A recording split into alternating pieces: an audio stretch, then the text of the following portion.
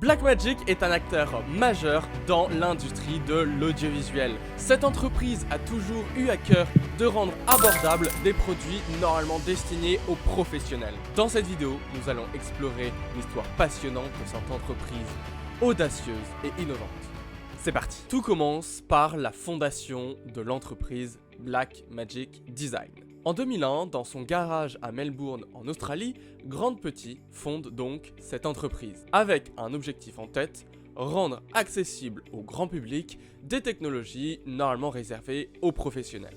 C'est ainsi qu'en 2002, il lance son premier produit, la Deck Link. C'est une carte de capture vidéo pour macOS, c'est la toute première au monde. Cette carte permet donc de récupérer sur l'ordinateur des flux vidéo, que ce soit des caméras ou même de cassettes. Cette carte est révolutionnaire par les capacités vidéo qu'elle propose.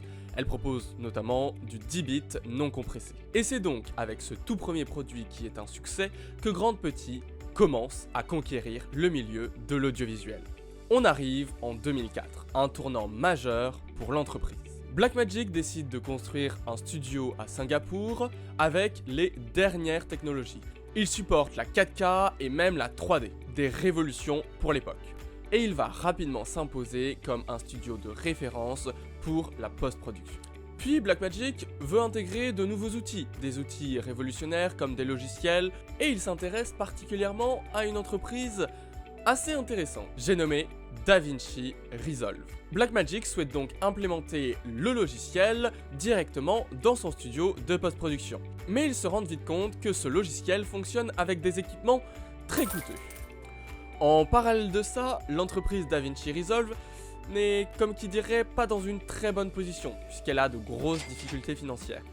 Blackmagic décide donc de la racheter avec un but en tête: diminuer drastiquement les coûts de ce logiciel. Et ensemble, ils vont réussir à faire passer le coût de ce logiciel à moins de 1000 $. Et cela a un impact significatif, puisque maintenant ce logiciel ne s'adresse plus uniquement aux professionnels, mais également à tout un public beaucoup plus large.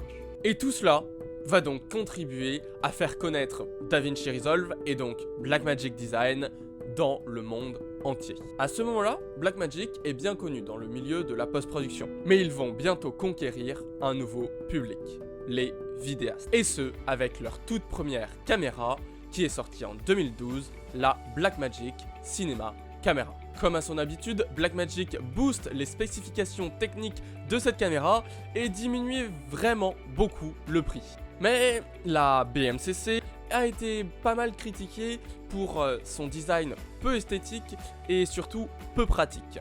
Mais à la suite de cela, Blackmagic enchaîne la sortie de nouvelles caméras en passant par les Blackmagic Pocket, les Blackmagic Cinema comme les Ursa, et avec la gamme Studio, Blackmagic sort même des caméras destinées à la télévision, au live, au streaming. Et toujours en gardant la même philosophie de faire la meilleure qualité pour un prix franchement dérisoire.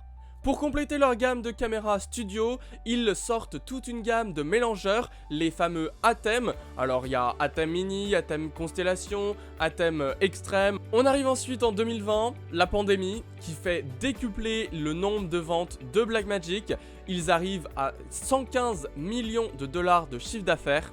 Et actuellement, les caméras Blackmagic sont aussi bien utilisées par certains studios hollywoodiens, mais aussi par les créateurs de contenu. Finalement, Blackmagic, c'est également l'histoire d'un homme, Grant Petit, en écrivant lui-même le code des processus internes des caméras.